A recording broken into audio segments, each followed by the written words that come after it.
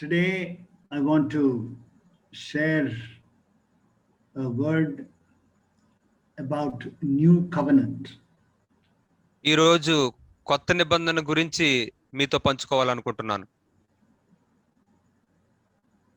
Because we talk about, old covenant and new covenant. ఎందుకంటే మనం కొత్త నిబంధన, పాత నిబంధన అని మాట్లాడుకుంటూ ఉంటాం. What is the difference between new covenant and the old covenant?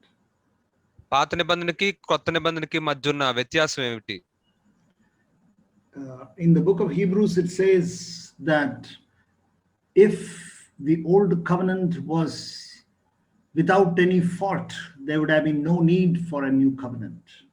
హెబ్రీయులు రాసిన పత్రిక ఏం చెప్తుందంటే, పాత నిబంధనలో లోపం లేకపోతే కొత్త నిబంధన యొక్క అవసరతే ఉండేది కాదు. So, but the Lord came with the new covenant.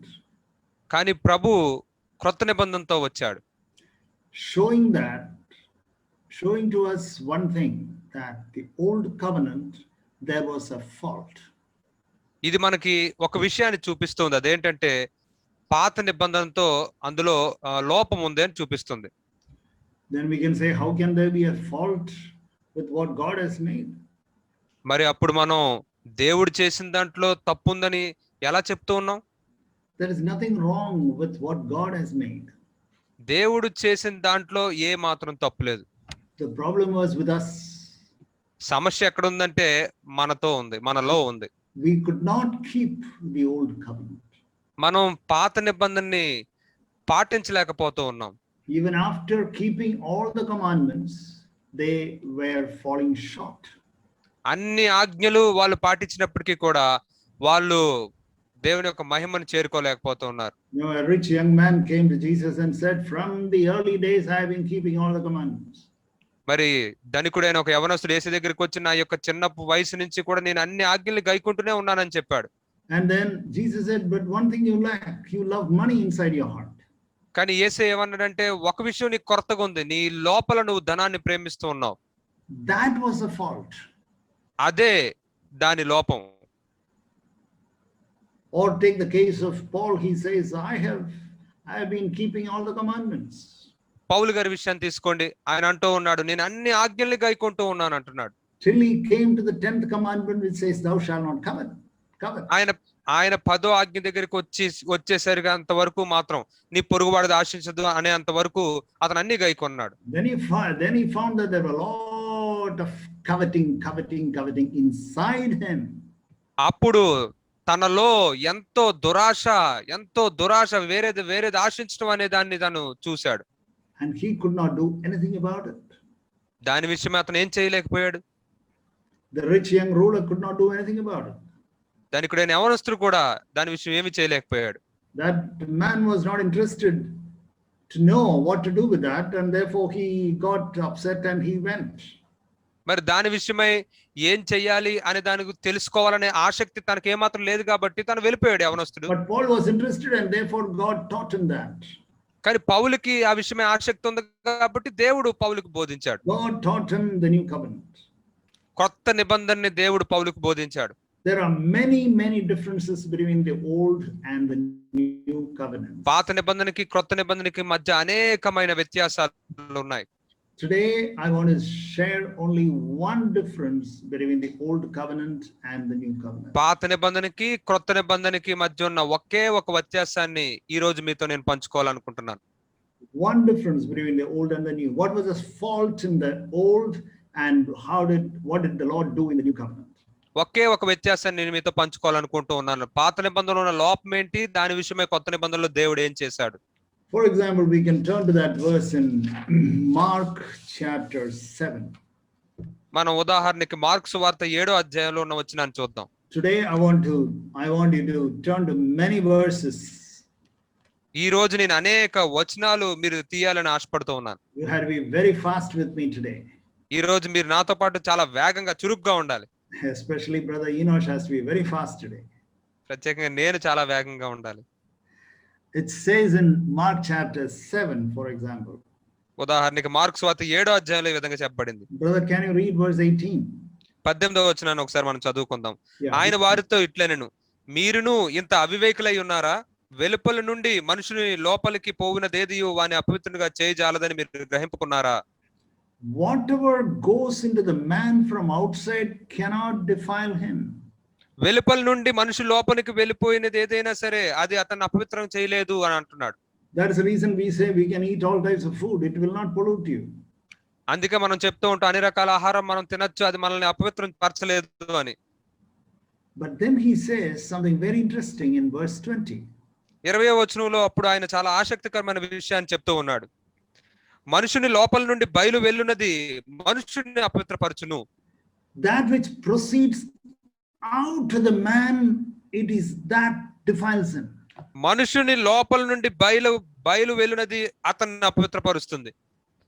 Please remember that, dear brothers, dear sisters. ప్రియ సహోదరి సహోదరులారా, దీనిని మీరు జ్ఞాపకం ఉంచుకోండి. Because whatever from outside cannot go into the heart, but rather it is going to the stomach. బయట నుంచి వచ్చేది ఏదైనా సరే అది మన హృదయంలోనికి వెళ్ళదు కానీ కడుపులోనికి వెళ్తుంది. But what is coming from inside will pollute our heart and pollute our eyes and pollute our ears and pollute our whole mind and body and spirit. మరి ఈ యొక్క హృదయంలో నుంచి వచ్చేది మన లోపల నుంచి వచ్చేది మన హృదయాన్ని, మన కళ్ళను, మన చెవులను, మన యొక్క మనసుని, మన యొక్క శరీరాన్ని, ఆత్మని అది అపవిత్రపరుస్తుంది. What is inside of us is the cause for all types of problems. మన లోపల ఏదైతే ఉందో అదే అన్ని సమస్యలకి కారణము. We can turn to Proverbs chapter 4, for example. ఉదాహరణకి మనం సామెతలు 4వ అధ్యాయాన్ని తీద్దాం. Proverbs chapter 4, we read a beautiful verse.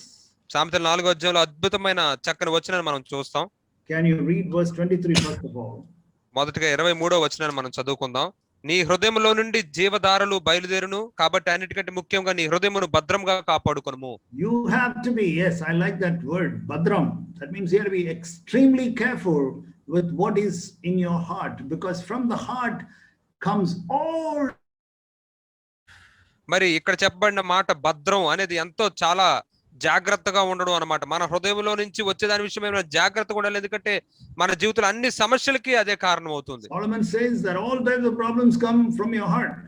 Solomon అంటూ ఉన్నాడు, నీ యొక్క అన్ని సమస్యలన్నీ కూడా నీ హృదయంలో నుంచే వస్తూ ఉన్నాయి. After writing that, he was not careful. That is a sad part. అది రాసిన తర్వాత అతను జాగ్రత్తగా లేడు, అది ఎంతో విచారించదగిన విషయం. Then it says in verse 24, it talks about the mouth. తర్వాత 24వ వచనంలో ఆయన నోటి గురించి చెప్తూ ఉన్నాడు. Then it says in verse 25 about your eyes. ఆ తర్వాత 25వ వచనంలో నీ కళ్ళు గురించి చెప్తూ ఉన్నాడు. Then it says in verse 26 about your feet. తర్వాత 26వ వచనంలో నీ పాదముల గురించి చెప్తూ ఉన్నాడు. In other words, what is inside your heart will either purify or pollute your mouth, your eyes, your feet. ఇక్కడ మనం ఏం చూస్తూ ఉన్నామంటే నీ హృదయంలో ఉన్నది అయితే నీ కళ్ళను, నీ నోటిని, నీ యొక్క పాదములను అవి పవిత్రపరుస్తాయి లేదా అపవిత్రపరుస్తాయి. Jesus also said the same thing in Matthew chapter 12. అదే విషయాన్ని మత్తయి సువార్త 12వ అధ్యాయంలో కూడా యేసయ్య చెప్పాడు. Verse 34. మత్తయి సువార్త 12వ అధ్యాయం 24వ వచనం. Yeah, 34, sorry, 34. 34వ వచనం. సర్ప సంతానమా, మీరు చెడ్డవారై ఉండి ఎలాగూ మంచి మాటలు పలుకగలరు? హృదయమందు నిండియుండు దానిని బట్టి నోరు మాట్లాడును కదా. See that? The mouth speaks out of that which fills the heart. హృదయమందు నిండియుండు దానిలో నుండి నోరు మాట్లాడుతుంది. Your heart is filled with something. నీ హృదయం పలానా దాంతో నింపబడి ఉంది. And then you find that will come out through your mouth. అది నీ నోట్లోంచి రావడాన్ని నువ్వు కనుగొంటావు. It will come through your eyes. నీ కళ్ళ ద్వారా అది వస్తుంది. It will come through your hands. నీ చేతుల ద్వారా అది బయటకు వస్తుంది. It will come through your feet. నీ పాదముల ద్వారా అది బయటకు వస్తుంది. For example, something comes out through your mouth. ఉదాహరణకి మీ నోట్లోంచి ఏదైనా వచ్చింది అనుకోండి. Every time people say, when they get angry in their mouth and say something, ప్రతిసారి కూడా మరి ప్రజలు వారి యొక్క నోటితో కోప్పడి ఏదైనా చేసినప్పుడు say, because he did like that, I got angry. అతను అలా చేశాడు కాబట్టి నాకు కోపం వచ్చింది అని అంటారు దానికి. Because my wife said like that, I got angry. నా భార్య అలా చెప్పింది కాబట్టి నేను ఆ విధంగా కోప్పడ్డాను అంటారు. Dear brother, It is not like that. ప్రియ సహోదరుడా, అది అలా కాదు. This is the new covenant. ఇదే కొత్త నిబంధన అంటే. This is the new covenant. ఇదే కొత్త నిబంధన. People say because my colleague in my office, that lady was behaving in a very immoral way, and that's the reason I lusted with my eyes. మరి నా యొక్క పని చేసే చోట నాతో పని చేస్తున్న ఒక ఆ స్త్రీ చాలా అసభ్యకరంగా బట్టలు వేసుకుంటుంది కాబట్టి నేను నా కళ్ళతో మోహిస్తున్నాను అని చెప్తూ ఉంటాడు. No, it is not like that. లేదు, అది అలా కాదు. Remember what we read in Mark chapter 7. Mark సువార్త 7వ అధ్యాయంలో మనం ఏం చదివామో దాన్ని గుర్తుంచుకోండి. Nothing from outside can pollute us. బయట నుండి వచ్చేది ఏది కూడా మనల్ని అపవిత్రపరచలేదు. It is what fills our hearts that will pollute us. మన హృదయం దేని చేత అయితే నింపబడి ఉంటుందో అదే మనల్ని అపవిత్రపరుస్తుంది. For example, I have got a cup of water here. ఉదాహరణకి నాకు ఇక్కడ ఒక కప్పు నీళ్లు ఉన్నాయి. And then I can say that whoever touches that, because somebody touched this dirty water came out. మరి ఎవరన్నా వచ్చి ఆ గ్లాసును ముట్టుకున్నప్పుడు వాళ్ళు ముట్టుకున్నారు కాబట్టి ఇందులోంచి మురికి నీళ్ళు వచ్చాయి అని చెప్తాము. Whether people are touching it or not shaking it, only good water will come. ప్రజలు దాన్ని పట్టుకున్నా లేకపోతే దాన్ని కుదిపినా సరే అందులోంచి మంచి నీళ్ళే రావాలి. That doesn't mean that somebody has poured some dirty water inside suddenly into this cup. Somebody has put some dirty water inside this. ఏదో ఎవరో వచ్చేసి అకస్మాత్తుగా దీంట్లో మురికి నీళ్ళు వేస్తారు కాబట్టి వాళ్ళు కదిపినప్పుడు మురికి నీళ్ళు బయటకు వచ్చాయని చెప్పడానికి లేదు. So the problem is with our heart. కాబట్టి ఇక్కడ సమస్య మన హృదయంతో ఉంది. The problem is inside us. ఈ సమస్య మన లోపల ఉంది. And that is the reason why we spoke about the cross last Thursday. అందుచేతే మనం గత గురువారం సిలువ గురించి మాట్లాడుకున్నాం. And then this cross has to work inside our heart. ఈ సిలువ మన హృదయంలో పని చెయ్యాలి. The blood of Christ should work inside our heart. క్రీస్తు యొక్క రక్తం మన హృదయంలో పని చెయ్యాలి. And then here the blood of Christ should cleanse our hearts. క్రీస్తు రక్తం మన హృదయాల్ని శుద్ధి చేయాలి. And then when the temptations come from our hearts, అప్పుడు మన హృదయంలో నుంచి శోధనలు వచ్చినప్పుడు then there may be some situation outside and our flesh and our that temptation join together and the sin is committed. మరి ఆ బయట నుంచి ఏదో శోధన వస్తుంది, మన రక్త మాంసాలు ఈ యొక్క శరీరంకున్న రక్త మాంసాలు ఈ రెండు కలిపి అక్కడ పాపం వస్తూ ఉంది. That is how sin occurs. ఆ విధంగానే పాపం బయటకు వస్తూ ఉంది. But on the other hand, when you get the temptation, కానీ మరొక పక్క మనం చూసినట్లయితే మనకు శోధన వచ్చినప్పుడు, if you take up the cross and say that, Lord, I don't want to do my will, but I want to do your will. ఆ విషయంలో నువ్వు సెలవును ఎత్తుకుని, ప్రభువా నా చిత్తం నేను చేయాలనుకోవట్లేదు, నేను నీ చిత్తాన్ని చేయాలనుకుంటున్నానని చెప్తే, I need the power of the Holy Spirit for that. దానికోసమే నాకు పరిశుద్ధాత్మ యొక్క శక్తి కావాలి. So we find that we are saying that when God's will comes against our own will, మనం దేని గురించి చెప్పుకుంటూ ఉన్నామంటే, మన చిత్తానికి వ్యతిరేకంగా దేవుని యొక్క చిత్తం వచ్చినప్పుడు, like God's will is this, ఎలా ఉందంటే దేవుని యొక్క చిత్తం ఎలా ఉంది, then we can say that my will is here. అప్పుడు నా చిత్తం ఇక్కడ ఉందని నేను చెప్పొచ్చు. This is my will. ఇది నా చిత్తము. That God's will is coming here. దేవుని యొక్క చిత్తం ఇక్కడ వస్తూ ఉంది. And this is the cross. ఇదే సిలువ అంటే. This is the cross. ఇదే సిలువ. And in that point you find that the power of your temptation disappears. మరి ఇక్కడ ఈ సమయంలో నీ యొక్క శోధన యొక్క ఆ యొక్క శోధన కనుమను గుర్తిస్తావు. The power of the tempter, the power of the temptation disappears. ఆ శోధన కలిగించే ఆ శోధకుడి యొక్క శక్తి, ఆ శోధన శక్తి కనుమరుగైపోతుంది. It disappears. అది కనుమరుగైపోతుంది. And then we may say, yes brother, I would like to do it, but then I can't. అప్పుడు మనం అంటాం, ప్రభువా నేను బ్రదర్ సహోదరుడు నేను ఆ విధంగా చేయాలనుకుంటున్నాను కానీ నేను అలా చేయలేకపోతూ ఉన్నాను. That is why you need the power of the Holy Spirit. అందుకే మీరు పరిశుద్ధాత్మ యొక్క శక్తిని కలిగి ఉండాలి. And then we can maybe we can, in another session, we will talk about that. మరొక సెషన్ లో దాని గురించి మనం మాట్లాడుకుందాం. That about the fullness of the Holy Spirit and how it helps us to overcome the temptation. పరిశుద్ధాత్మ నింపుదల గురించి, శోధనను జయించడానికి ఏ విధంగా ఆయన సహాయపడతాడు దాని గురించి. Okay, but this is the point which I am trying to emphasize to you. ఈ విషయాన్ని మీకు నేను నొక్కి చెప్పాలనుకుంటూ ఉన్నాను. The old covenant was talking about the outside. They could make you clean outside, but the new covenant can make you clean inside of you.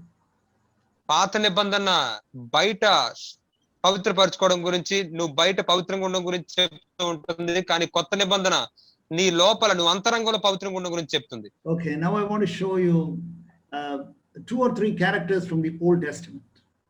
ఇప్పుడు నేను మీకు పాత నిబంధనలోని 2-3 వ్యక్తులు చూపించాలనుకుంటున్నాను. And we can compare them with the new covenant characters. వాటిని మీరు కొత్త నిబంధనలో ఉన్న వ్యక్తులతో మీరు దాన్ని పోల్చుకోవచ్చు. For example, 2 Kings we read in chapter 13. ఉదాహరణకి 2వ రాజులు 13వ అధ్యాయంలో మనం చదువుదాం. 2 Kings chapter 13. 2వ రాజులు 13వ అధ్యాయం verse 21. 21వ వచనం. కొందరు ఒక శవమును పాతిపెట్టుచు సైన్యమునకు భయపడి ఆ శవమును ఎలీషా యొక్క సమాధిలో ఉంచగా దింపిన ఆ శవము ఎలీషా శల్యములకు తగిలినప్పుడు అది తిరిగి బ్రతికి కాళ్ళు మోపి నిలిపెను. Can you believe this? Can you believe what brother Enosh has just read from the Bible? ఇప్పుడు బైబిల్లో నుంచి చదవబడిన ఈ వచనాన్ని మీరు నమ్మగలరా? అసలు నమ్ముతున్నారా? Elisha, as all of us know, Elisha was a man of God. మనందరికీ తెలుసు ఎలీషా దైవజనుడని. And then ఎలీషా దైవజనుడని మనందరికీ తెలుసు. And he died. ఆ తర్వాత అతను మరణించాడు. And he was buried in a particular pit. అతను ఒక సమాధిలో పూడ్చబడ్డాడు. And then one enemy was killed and he was thrown there. ఆ తర్వాత ఒక శత్రువు చంపబడి అతను అక్కడ పడవేయబడ్డాడు. He was killed and he was thrown there. అతను చంపబడి అతను అక్కడ పడేశారు. And then as they were burying him and they were putting a mud over him. మరి అతన్ని పూడుస్తూ అతని మీద మట్టి వేస్తూ ఉంటుండగా suddenly this dead man rose up. అకస్మాత్తుగా ఈ చచ్చిపోయిన ఈ వ్యక్తి లేచి నిలబడ్డాడు. Why? ఎందుకని? Because he touched the bone of the dead Elisha. ఎందుచేతంటే చచ్చిపోయిన ఎలీషా యొక్క ఎముకలను అతను తాకాడు కాబట్టి. What was the power of this Elisha even in his bone, even after his death? ఎంత శక్తి ఎలీషాలో ఉంది అతని యొక్క ఎముకల్లో అతను చనిపోయిన తర్వాత కూడా. Okay, now I want to show something else about Elisha. Elisha గురించి ఇంకొక విషయాన్ని కూడా నేను మీతో చూపించాలనుకుంటున్నాను. The same Elisha in chapter 2 of 2 Kings chapter 2. ఇదే ఎలీషా 2వ రాజులు 2వ అధ్యాయంలో verse 23 and 24. 23-24 వచనాలు. అక్కడి నుండి అతడు బేతేలునకు ఎక్కి వెళ్ళెను. అతడు త్రోవను పోవుచుండగా బాలురు పట్టణంలో నుండి వచ్చి బోడివాడ ఎక్కు పొమ్మని అతన్ని అపహాస్యం చేయగా అతడు వెనుకకు తిరిగి వారిని చూచి యెహోవా నామమును బట్టి వారిని శపించెను. అప్పుడు 2 ఆడు ఎలుగుబంట్లు అడవిలో నుండి వచ్చి వారిలో 42 బాలులను చీల్చివేశను. Can you believe this? దీన్ని మీరు నమ్ముతున్నారా? You see, these children just teased him. ఈ పిల్లలు అతన్ని ఎక్కిరించారు. He cursed them. అతడు వారిని శపించాడు. Cursing is of the old covenant. శపించడం అనేది పాత నిబంధనకి చెందింది. And because he was a man of God, it had an effect. అతడు దైవజనుడు కాబట్టి అది అక్కడ పనిచేసింది. 2 bears came and ate up those children. 42 children were killed. అక్కడ ఈ 2 ఎలుగుబంట్లు వచ్చి ఆ పిల్లల్ని తినివేసాయి. 42 మంది పిల్లలు చనిపోయారు. 42 funeral services in 42 homes. 42 గృహాల్లో 42 సమాధి కార్యక్రమాలు. Because this man of God cursed them. ఎందుకంటే ఈ దైవజనుడు వారిని శపించని కారణాన్ని బట్టి. Why? ఎందుకని? Because those children teased him. ఎందుకంటే ఆ పిల్లలు ఆయన్ని వెక్కిరించారు. This is old covenant. ఇది పాత నిబంధన. Okay. Now I want you to turn to Matthew chapter 12. ఇప్పుడు మీరు మత్తయి సువార్త 12వ అధ్యాయాన్ని తీయండి. Matthew chapter 12 verse 31 and 32. మత్తయి సువార్త 12వ అధ్యాయం 31, 32 వచనాలు. కాబట్టి నేను మీతో చెప్పినది ఏమనగా, మనుషులు చేయు ప్రతి పాపమును దోషణయు వారికి క్షమింపబడును గాని ఆత్మ విషయమై దోషణకు పాపక్షమాపణ లేదు. మనిషి కుమారునికి విరోధంగా మాట్లాడు వానికి పాపక్షమాపణ కలదు గాని పరిశుద్ధాత్మకు విరోధంగా మాట్లాడు వానికి ఈ యుగమందైనను రాబో యుగమందైనను పాపక్షమాపణ లేదు. Praise the Lord. This is new covenant. దేవునికి స్తోత్రం. ఇదే కొత్త నిబంధన. Against Son of Man, against Jesus Christ, you say anything you want, it is forgiven. దేవుని కుమారుడికి వ్యతిరేకంగా, యేసుక్రీస్తుకు వ్యతిరేకంగా మీరు ఏం మాట్లాడినా కూడా అది క్షమించబడుతుంది. No curse will come. ఏ శాపము రాదు. No bears will come. A ఎలుగుబంట్లు Rao. No funeral service will be there. అక్కడ ఏ సమాధి కార్యక్రమాలు ఉండవు. No revenge will be there. ఏ ప్రతీకారం ఉండదు అక్కడ. Beloved brothers, beloved sisters, ప్రియ సహోదరులారా, ప్రియ సహోదరులారా, are you following Elisha or are you following Jesus? మీరు ఎలీషాని వెంబడిస్తూ ఉన్నారా లేకపోతే యేసయ్యని వెంబడిస్తూ ఉన్నారా? Okay, we can turn to Genesis chapter 4 verse 10. సరే, ఆదికాండం 4వ అధ్యాయం 10వ వచనాన్ని కూడా మనం చూద్దాం. Genesis chapter 4 verse 10. ఆదికాండం 4వ అధ్యాయం 10వ వచనం. It says, we know this part where Cain killed Abel. మనకి ఈ లేఖన భాగం తెలుసు. ఇక్కడ కయ్యేను హేబేలుని చంపాడు. And then God says in verse 10. 10వ వచనంలో దేవుడు ఏమంటున్నాడంటే, and verse 10. 10వ వచనం, అప్పుడు ఆయన, నీవు చేసిన పని ఏమిటి? నీ తమ్ముని రక్తము యొక్క స్వరము నేలలో నుండి నాకు మొర్రపెట్టుచున్నది. Your brother's blood, the voice of your brother's blood is crying to me from the ground. నీ తమ్ముని రక్తము యొక్క స్వరము నేలలో నుండి నాకు మొర్రపెడుతుంది. The blood, God says, I can hear. దేవుడు అంటూ ఉన్నాడు, నేను దాని దేవుడు అంటున్నాడు, నేను వింటూ ఉన్నాను, నీ తమ్ముని యొక్క రక్తం నేల నుండి మొరపెడుతుంది. I can hear that. నేను దాన్ని వినగలుగుతున్నాను. What was the blood saying? ఆ రక్తం ఏమంటుంది? Revenge, revenge, revenge. ప్రతీకారం తీర్చుకోవాలి, ప్రతీకారం తీర్చుకోవాలి, పగ తీర్చుకోవాలంటుంది. If I get a chance, I'll kill him. నాకు అవకాశం ఉంటే దొరికితే అతను నేను చంపుతాను అంటుంది. If you give me another chance, I'll finish him off. ఇంకొక అవకాశం నాకు ఇచ్చినట్లయితే అతను నేను మొత్తం చంపేస్తాను. That is Abel. అది ఏబేలు. Old covenant. పాత నిబంధన. Of course, he was not in old covenant, but that is in the olden times, even old covenant or before that time. అతను పాత నిబంధనలో లేడు. అంతకన్నా ఆ యొక్క పూర్వకాలంలో, ఆ పాత కాలంలో ఉన్నాడు, ఆ కాలంలో. But then the writer of Hebrews says, now you have a new covenant in chapter 12. అయితే హెబ్రీయుల గ్రంథకర్త ఏమంటున్నాడంటే, ఇప్పుడు మీరు కొత్త నిబంధన కలిగి ఉన్నారు అని 12వ అధ్యాయంలో చెప్తూ ఉన్నాడు. Verse 24. 24వ వచనం మనం చదువుకుందాం. Read that. కొత్త నిబంధనకు మధ్యవర్తి అయిన యేసునొద్దకును హేబేలు కంటే మరి శ్రేష్టంగా పలుకు ప్రోక్షణ రక్తమునకును మీరు వచ్చి ఉన్నారు. Says the blood of Jesus Christ, it is Jesus Christ, the mediator of a new covenant, and the sprinkled blood which speaks better than the blood of Abel. ఇక్కడ ఏం చెప్పబడుతూ ఉందంటే, యేసు యొక్క రక్తము హేబేలు కంటే మరి శ్రేష్టంగా పలుకుతుంది. What is the better thing that he was speaking? What was the better thing that Jesus spoke?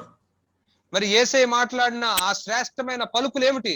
When people were crucifying him, what was the better thing that he was speaking? ప్రజలు ఆయన్ని సెలువేస్తూ ఉన్నప్పుడు ఆయన మాట్లాడిన శ్రేష్టమైన మాటలు ఏమిటి? I'll punish them, I'll kill them, did he say?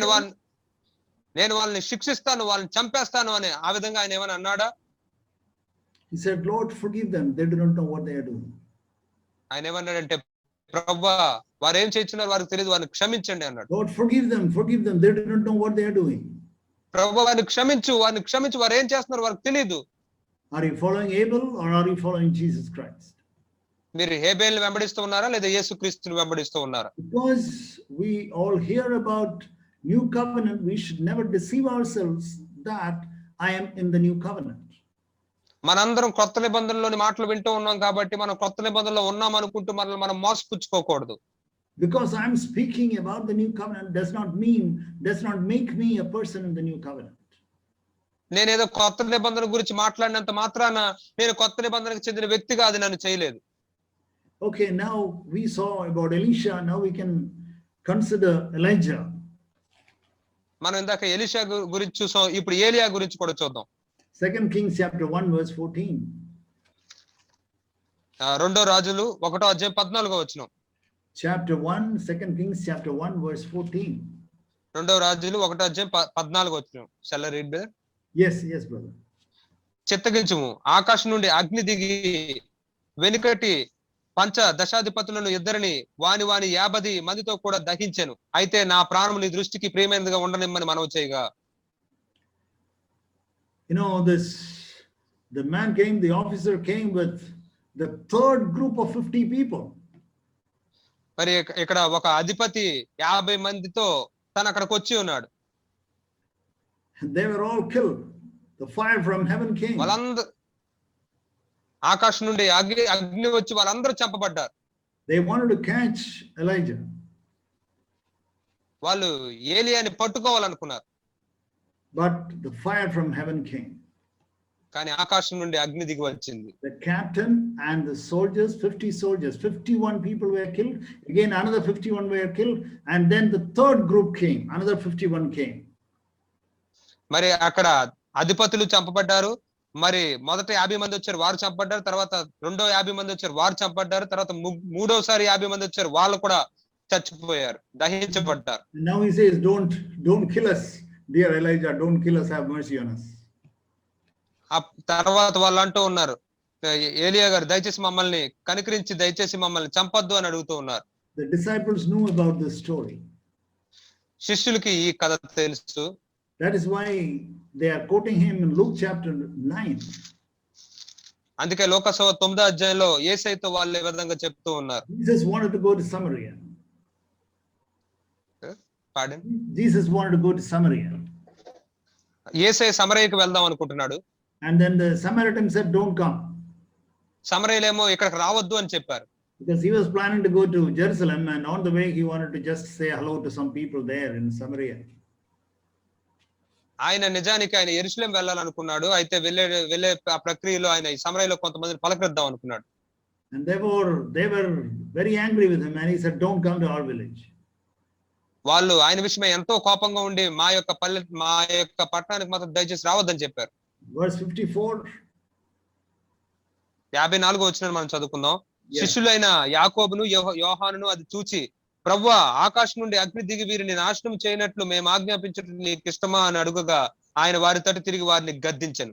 They knew the scriptures very well. వాళ్ళు లేఖనాలను బాగా ఎరిగి ఉన్నారు. He said, Lord, shall we pray that the fire will come and kill these fellows because they are not welcoming us? వాళ్ళు ఏమంటున్నారంటే, ప్రభువా వీళ్ళు మనల్ని ఆహ్వానించట్లేదు కాబట్టి ఆకాశం నుండి అగ్ని దిగి వచ్చి వారిని దహించినట్లు చేయట నీకు ఇష్టమా అంటున్నారు. And you know what Jesus says? అయితే యేసయ్య ఏం చెప్పాడు తెలుసా అక్కడ? Verse 55. 55వ వచనం. ఆయన వారి తట్టు తిరిగి వారిని గద్దించిన అంతట వారు మరి ఒక గ్రామమునకు వెళ్ళిరి. Verse 55. But he turned and rebuked them and said, you do not know what kind of spirit you are of. It is not there in Telugu. Verse 55. Luke chapter 9 verse 55. Maybe in 54. Yes, and I know that somewhere. Verse 55. You do not know what kind of spirit you are of. అయితే యేసయ్య వారిని గద్దించి ఏమంటూ ఉన్నాడంటే మీరు ఎట్టి ఆత్మను కలిగి ఉన్నారో మీరు ఎరుగరు అని చెప్తూ ఉన్నాడు. Yeah, you don't know what type of spirit you have. You have a spirit of the old covenant and you have the spirit of revenge. మీరు పాత నిబంధన ఆత్మని కలిగి ఉన్నారు. కక్ష తీర్చుకునే ప్రతీకారం తీర్చుకునే ఆత్మను కలిగి ఉన్నారు. And then he says in verse 56. ఆ తర్వాత ఆయన 56వ వచనంలో ఈ విధంగా అంటూ ఉన్నాడు. I did not come to destroy anybody's lives but to save them. నేను ఎవరిని నాశనం చేయడానికి నేను రాలేదు కానీ వారిని రక్షించడానికి వచ్చాను.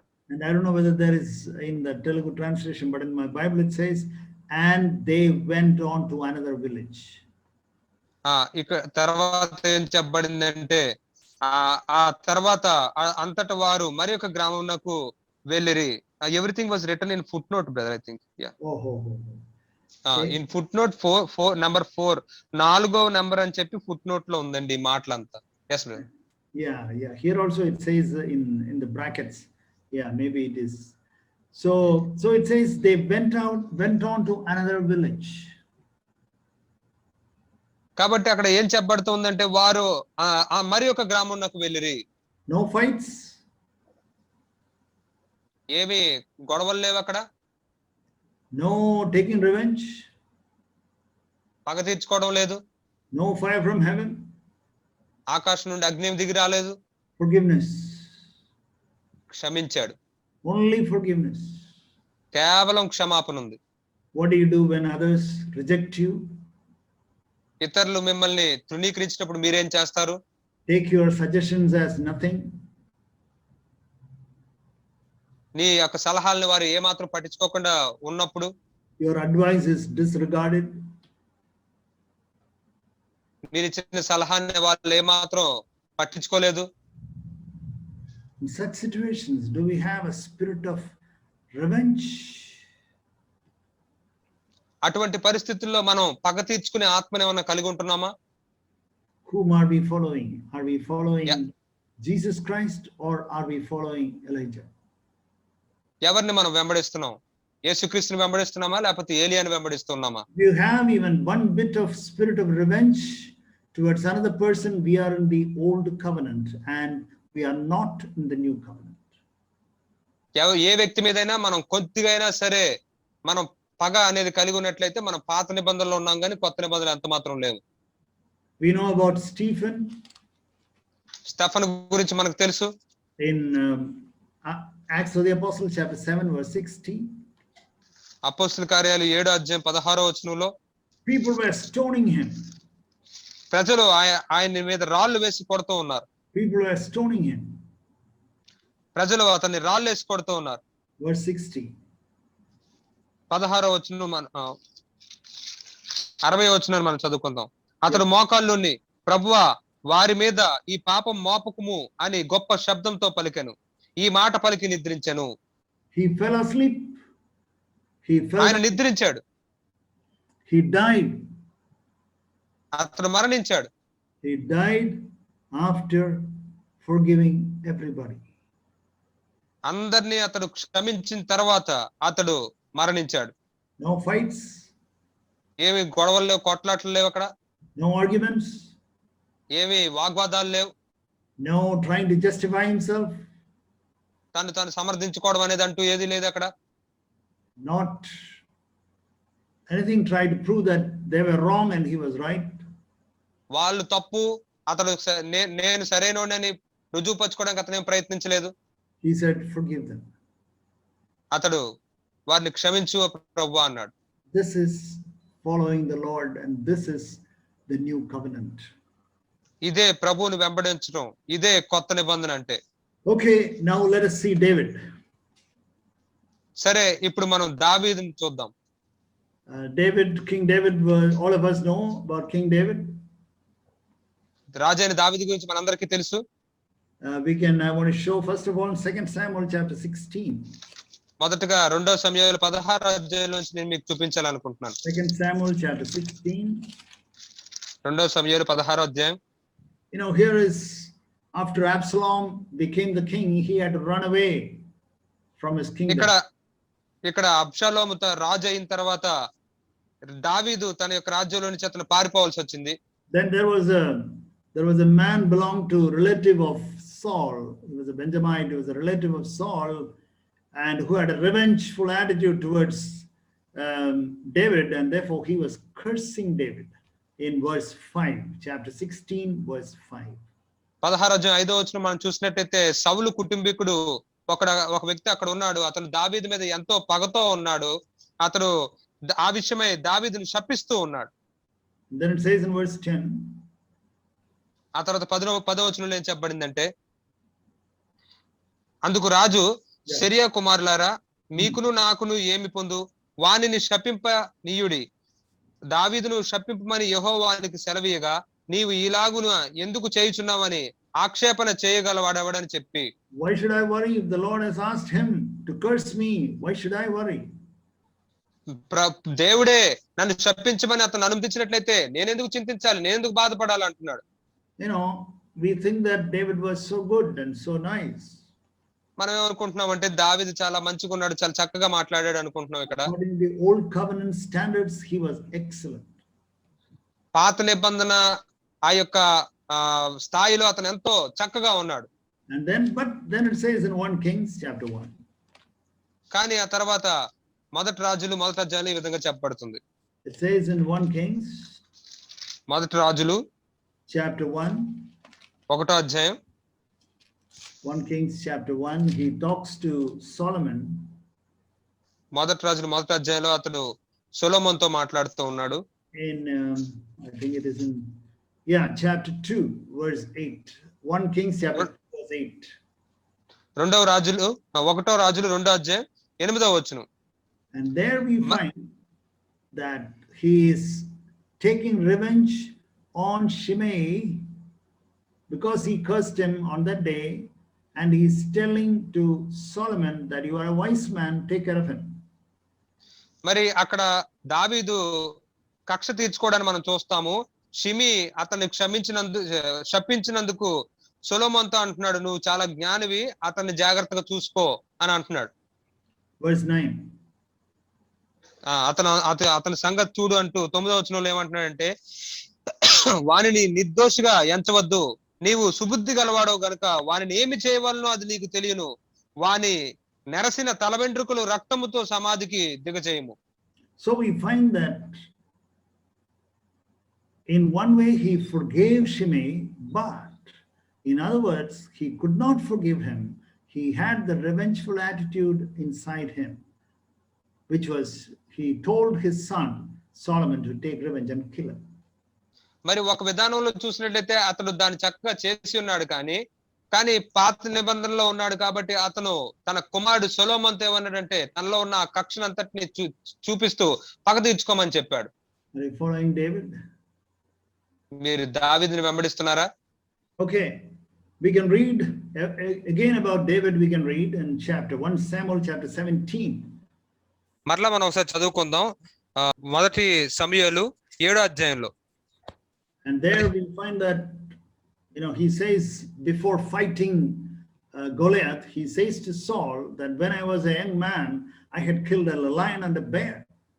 మరి గొలియాత్తో యుద్ధం చేయకముందు అతను ఏమని చెప్తూ ఉన్నాడంటే, సౌలుతోటి నేను సింహాన్ని చంపి ఉన్నానని చెప్పాడు.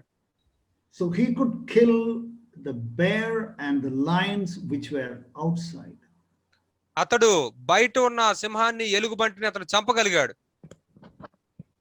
But when he became a king in 2 Samuel chapter 11, we find he saw Bathsheba and he could not take care of the lust inside him. కానీ తర్వాత మనం ఏం చూస్తామంటే 2 సమూయేలు 11వ అధ్యాయంలో బెత్షెబానే అతడు చూసినప్పుడు తన లోపల ఉన్న ఆ యొక్క మోహాన్ని, ఇచ్చల్ని తను జయించలేకపోయాడు.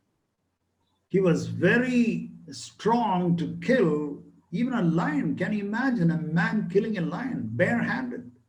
మరి అతడు తన చేతులతో సింహాన్ని చంపగలిగాడంటే ఎంత బలవంతుడుగా ఉండుంటాడో ఒకసారి ఊహించుకుందాం. అసలు your servant has killed both lion and the bear.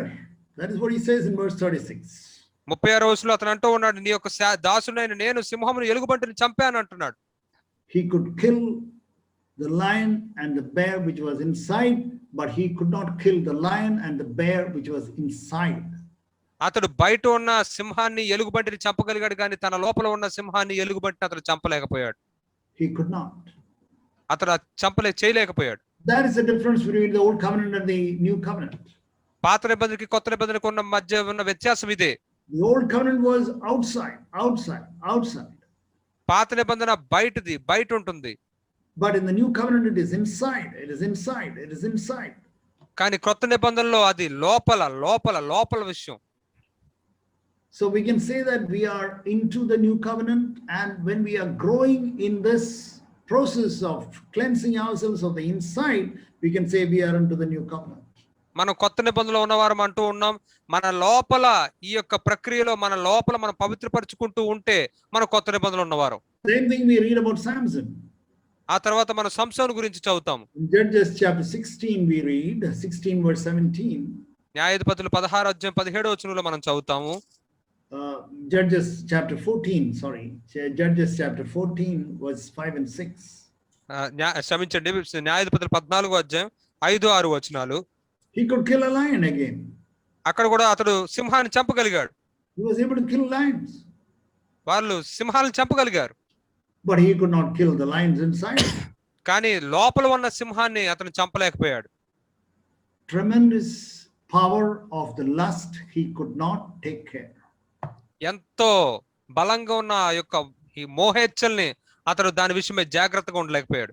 There is a beautiful verse in Judges chapter 16. న్యాయాధిపతులు 16 అధ్యాయంలో చక్కని వచనం ఒకటి ఉంది. I like that verse. నాకు అది ఎంతో చక్కని వచనం, నాకు అది ఎంతో ఇష్టము. Verse 17. 17వ వచనం. అప్పుడు అతడు తన అభిప్రాయం అంతయు ఆమెకు తెలియజేసి, నేను నా తల్లి గర్భం నుండి పుట్టినది మేలుకొని దేవునికి నాజీరు చేయబడిన వాడై ఉన్నాను. నా తల మీదకి మంగళకత్తి రాలేదు. నాకు క్షౌరం చేసిన నా బలం నాలో నుండి తొలగిపోయి ఇతర మనుషుల వలె అవుదునని ఆమెతో అనెను. My strength will disappear and I shall become weak like any other man.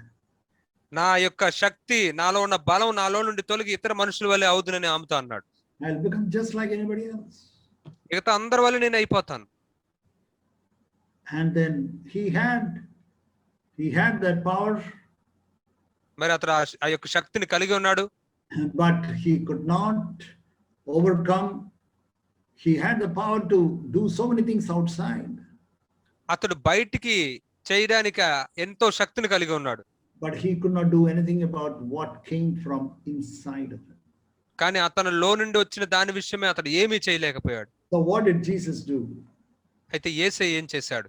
Jesus Christ came in the new covenant to change you from inside. యేసయ్య కొత్త నిబంధనతో వచ్చాడు, ఎందుకంటే నిన్ను అంతరంగంలో నుంచి మార్చడానికి. If our inside life is not being cleansed every day, then we can say we are in the old covenant. ప్రతి రోజు కూడా మన అంతరంగంలోని జీవితం పవిత్రపరచబడకపోతున్నట్లయితే మనం అప్పుడు పాత నిబంధనలో ఉన్నవారం అని చెప్పొచ్చు. Is your thoughts being cleansed every day? మరి మీ తలంపులు ప్రతిరోజు పవిత్రపరచబడడం అనే దాన్ని మీరు చూస్తున్నారా? Is your attitudes getting cleansed every day? ప్రతిరోజు మీ యొక్క వైఖరులు పవిత్రపరచబడుతూ ఉన్నాయా? Is your conscience sensitive every day? నీ యొక్క మనస్సాక్షి ప్రతిరోజు సున్నితంగా ఉంటుందా? Is your motives are becoming purer every day? ప్రతిరోజు నీ యొక్క ఉద్దేశాలు, అభిప్రాయాలు పవిత్రపరచబడుతూ ఉన్నాయా? God is looking at your heart. దేవుడు నీ యొక్క హృదయాన్ని చూస్తూ ఉన్నాడు. And God says, I'll change you inside. దేవుడు అంటున్నాడు, నిన్ను లోపల నుంచి నేను మార్చాలనుకుంటున్నాను. I want to close this with this verse in Ezekiel chapter 26. యెహెజ్కేలు 26వ అధ్యాయంలో నుంచి ఒక వచనాన్ని చూపించాలనుకుంటున్నాను. Ezekiel chapter 36. యెహెజ్కేలు 36వ అధ్యాయం verse 27. 27వ వచనం. Read that. నా ఆత్మను మీ యందుంచి నా కట్టడలను అనుసరించి వారిగాను నా విధులు గైకొని వారుగాను మిమ్మును చేసేదను. I will put my spirit within you. నా ఆత్మను మీ యందుంచుతాను. How will God do this, accomplish this new covenant process inside you, dear brother, dear sister? ప్రియ సహోదరుడు, దేవుడు ఈ యొక్క కొత్త నిబంధన ప్రక్రియను నీలో ఎలా చేస్తాడు? In the old covenant, God gave 10 commandments, said, you should, you should, you should, you should. దేవుడు పాత నిబంధనలో 10 ఆజ్ఞలు ఇచ్చి నువ్వు ఈ విధంగా చేయాలి, నువ్వు ఇది చేయాలి, నువ్వు ఇది పాటించాలి, నువ్వు ఇది పాటించాలి అన్నాడు. You should do like this, you should not do like this. నువ్వు ఇలా చేయాలి, నువ్వు ఇలా చేయకూడదు అని చెప్పాడు. You should worship the God, Lord God only, and you should keep the Sabbath. నువ్వు ప్రభు అయిన దేవుడిని మాత్రమే నువ్వు ఆరాధించాలి, మరియు నువ్వు సబ్బాతుని అనుసరించాలని చెప్పాడు. And you should not commit murder, you should not commit adultery, you should not covet. నువ్వు నరహత్య చేయకూడదు, నువ్వు వ్యభిచరించకూడదు, నువ్వు దురాశ ఆశించకూడదు. You should and you should not. నువ్వు ఇది చెయ్యాలి, నువ్వు ఇది చేయకూడదు. What is the difference when it comes to the new covenant?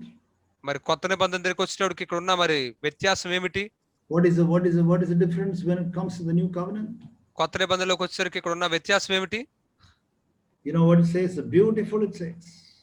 ఇక్కడ ఏం చాలా చక్కని మాట ఇక్కడ చెప్పబడుతుంది. I will put my spirit within you. నా ఆత్మను మీ యందు నేను ఉంచుతాను. I will put my spirit within you. నా ఆత్మను మీ యందు ఉంచుతాను, నేను ఉంచుతాను. I will cause you to walk in my statutes. నా కట్టడలను అనుసరించు వారిగా నేను మిమ్మల్ని చేస్తాను. You will be careful to observe my ordinances. నా విధులను గైకొని వారిగా మీరు ఉండునట్లు నేను నడిపిస్తాను మిమ్మల్ని. It is the Lord who is doing. ఇది ప్రభువే చేస్తూ ఉన్నాడు. Provided we humble ourselves and we give ourselves to the Lord. మనం తగ్గించుకుని మనం ప్రభువుకి సమర్పించుకున్నట్లయితే ఆయన ఆ విధంగా చేస్తాడు. When we surrender ourselves and when we humble ourselves and give ourselves to the Lord says, I will do it. మనం దీనులుగా తగ్గించుకుని మనం ప్రభువుకి పూర్తిగా సమర్పించుకున్నట్లయితే, అప్పగించుకున్నట్లయితే ప్రభు అంటున్నాడు, నేను మీ చేత నేను చేయిస్తాను అంటున్నాడు. In Jeremiah also we read the same thing. ఇదే విషయాన్ని మనం ఇర్మియాలో కూడా చదువుతాము. We can turn to, first of all, we can turn to Jeremiah chapter 31. ఇర్మియా 31వ అధ్యాయాన్ని ఒకసారి చూద్దాం. Verse 33, brother, can you read? 31వ అధ్యాయం 33వ వచనాన్ని మనం చదువుకుందాం. ఈ దినములైన తర్వాత నేను ఇజ్రాయేలు వారితోను యూదా వారితోను చేయబోవు నిబంధన ఇదే. వారి మనస్సులలో నా ధర్మ విధి ఉంచెదను, వారి హృదయము మీద దాన్ని రాసెదను. యెహోవా వాక్కు ఇదే. This is what the Lord says. This is the covenant which I will make in the house of Israel after those days. This is a new covenant. దేవుడు అంటూ ఉన్నాడు ఇక్కడ, నేను ఇజ్రాయేల్ వారితో నేను తర్వాత చేయబోయే నిబంధన ఇదే. I will put my law within them. నేను వారిలో నా ధర్మ విధిని ఉంచుతాను. And on their heart I will write. That means, God writing his laws means he will give us a Holy Spirit. వారి హృదయం మీద నేను దాన్ని రాస్తాను అని అంటున్నాడు. దేవుడు రాయడము అంటే ఆయన తన యొక్క పరిశుద్ధాత్మని ఇవ్వడం గురించి చెప్తూ ఉన్నాడు. I'll be their God, they shall be my people. నేను వారి దేవుడినై ఉంటాను, వారు నాకు జనులై ఉంటారు. Chapter 32, the next chapter, again the Lord repeats that. తర్వాత 32వ అధ్యాయంలో ప్రభు మరలా దాని గురించి చెప్తూ ఉన్నాడు. Verse 40. 40వ వచనంలో, నేను వారికి మేలు చేయుట మానకుండునట్లు నిత్యమైన నిబంధనను వారితో చేయుచున్నాను, వారు నన్ను విడవకుండునట్లు వారి హృదయములలో నా ఎడల భయభక్తులు పుట్టించెదను. People say, brother, I want to fear God, but I don't fear. What shall I do? మరి ప్రజలు అంటూ ఉంటారు, సహోదరుడా నేను దేవునికి భయపడాలనుకుంటున్నాను కానీ నేను ఆ విధంగా ఉండలేకపోతున్నాను ఏంటి అంటారు. You always talk about fear of God, fear of God. I want to fear God, but I don't fear God. మీరు ఎల్లప్పుడు చెప్తారు దేవునికి భయపడండి, దేవునికి భయపడండి అని చెప్తారు, కానీ నేను మాత్రం దేవునికి భయపడలేకపోతున్నాను అలా ఉండాలనుకున్నప్పటికీ కూడా. ఈ మాట నీ కోసమే. I will make an everlasting covenant with them, that I will not turn away from them to do them good. I will put the fear of me, fear of God in their hearts, so that they will not turn away from me. ఇక్కడ 40 వచనం మనం చూసినట్లయితే, నిత్యమైన నిబంధనను వారితో చేయుచున్నాను, వారు నన్ను విడవకున్నట్లు వారి హృదయములలో నా ఎడల భయభక్తులు నేను పుట్టిస్తాను, వారిలో నా యందు భయం నేను పుట్టిస్తాను, నా నుంచి వెళ్ళిపోకుండా. What a blessed people we are, dear beloved brothers and sisters, to live in these days. ప్రియ సహోదరులారా, ఇటువంటి దినాల్లో దీవించడం అనేది ఎంత ధన్యకరమైన, దీవించబడిన వారు మనం. What a glorious thing the new covenant does for us. కొత్త నిబంధన ఎంత మహిమకరమైన పనిని మనలో చేసి ఉందో. Elisha could not come, David could not come, Elijah could not come, Moses could not come. We are able to come. Elisha, ఏలియా, మోషే, దావీదు వీళ్ళెవ్వరూ చేరుకోలేని దాంట్లోనికి మనం చేరుకుని ఉన్నాం. But we are able to come. మనం ఇక్కడికి రాగలిగి ఉన్నాం. Because God will do. ఎందుకంటే దేవుడు చేస్తాడు. God will do. దేవుడే దానిని చేస్తాడు. If you surrender yourself and give yourself to the Lord will do. మిమ్మల్ని మీరు అప్పగించుకున్నట్లయితే ప్రభువుకి దేవుడే దాన్ని చేస్తాడు. Thank you. God bless you. వందనాలు. దేవుడు మిమ్మల్ని దీవించును గాక.